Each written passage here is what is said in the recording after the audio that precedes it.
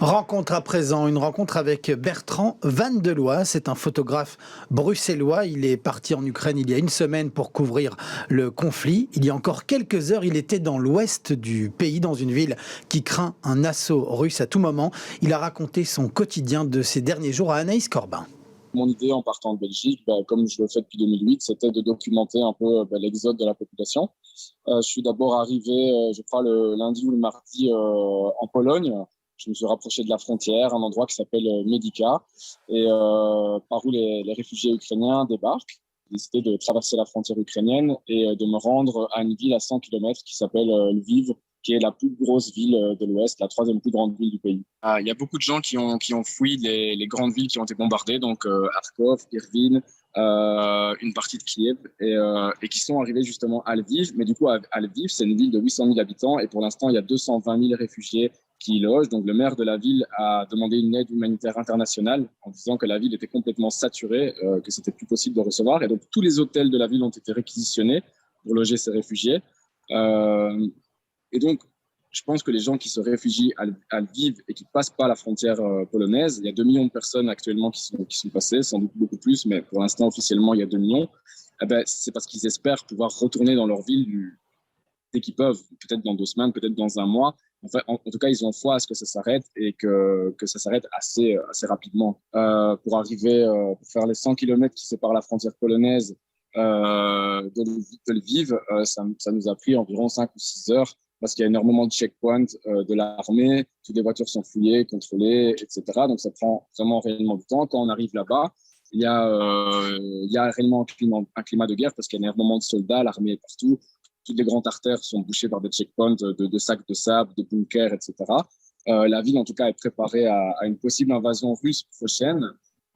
Et puis, ce qui se passe, c'est qu'il y a aussi de temps en temps, quand un avion russe passe pas loin de la ville, il y a une sirène anti-aérienne.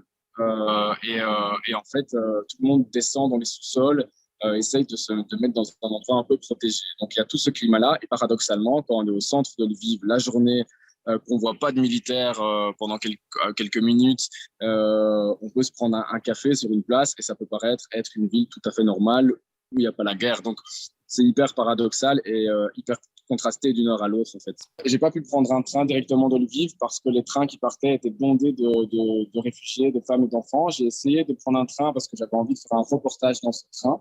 Mais en fait, le train était vraiment bondé de femmes et d'enfants. Et si je prenais le train, j'ai attendu 4 heures pour le prendre, ben, c'était au détriment de quelqu'un d'autre. Et voilà, éthiquement, je me sentais un peu mal à l'aise. C'est essentiellement des femmes et des enfants qui quittent le pays. Les hommes entre 18 et 60 ans doivent rester pour défendre le pays, donc c'est interdit de sortir réellement. Et donc, ce qui me touche le plus, c'est les adieux que j'ai vus sur les quais, sur les gares de bus, les pères qui déposent leur famille à la frontière, qui les embrassent. Ouais, évidemment, c'est touchant parce que je suis papa et donc que je me mettais un peu à leur place. Je me disais, bon, ça doit être affreux de partir de son pays sans savoir où on va débarquer et ça doit être affreux pour un père de laisser sa famille sans savoir où elle va aller, sans la savoir en sécurité. Et pour une maman et ses enfants, de quitter son mari et sans savoir ce qui va arriver au papa qui va partir sur le front. J'ai rencontré plein de gens grâce à Alina qui m'a logé et qui m'a permis de rencontrer plein de gens. Il y a quelques jours, j'étais avec une femme qui est enceinte de 8 mois, qui a quitté Kiev et elle va accoucher alors que son mari doit partir sur le front, c'est leur premier enfant. Ils sont persuadés qu'ils vont réussir à repousser l'envahisseur et à avoir un retour à la normale.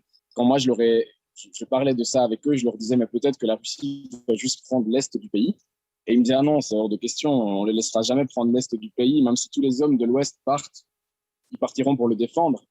Même ça, ils veulent pas le concéder, quoi. Même des villes qui sont déjà tombées aux Russes, ils vont essayer de les reprendre. Nous, on a la chance de vivre dans le luxe. Voilà, on est tombé là un peu par hasard. On est né là un petit peu par hasard. C'est bien de se rendre compte aussi ce que les autres peuvent vivre en même temps.